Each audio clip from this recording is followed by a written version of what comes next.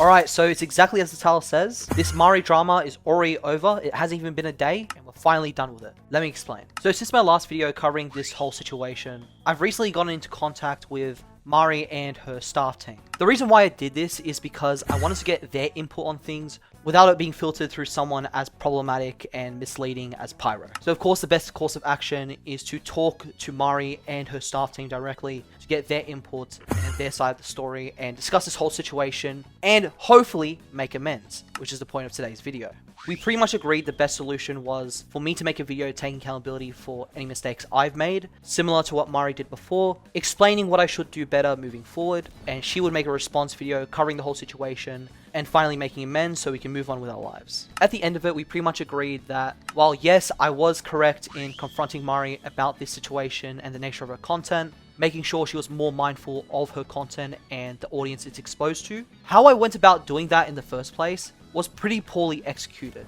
And I have to agree. A critical mistake I made in my original video covering the situation was that while yes, I wasn't making the accusation that she was PDF/predator, I should have been way more specific that I was not making that accusation. I should have made it very clear, no matter what, that I wasn't making those accusations. That's not the label I was applying. When it comes to the use of the word predatory, while I wasn't using it in the sense that I was making those accusations, but rather in the actual definition of the word when it comes to the Oxford Dictionary, that's just not how the internet works. The internet treats the word predatory in a very different way. So even if people watch my video and see that I'm not making that accusation directly, a good chunk of my audience definitely could have been misled into thinking I was making those accusations. And just like MARIII had done, I want to apologize and take accountability for that, because that is a big mistake on my part that I shouldn't have overlooked. I should have went back through my video, made it very clear that I was not making those accusations, so people don't misinterpret what I was saying and call MARIII something she clearly isn't.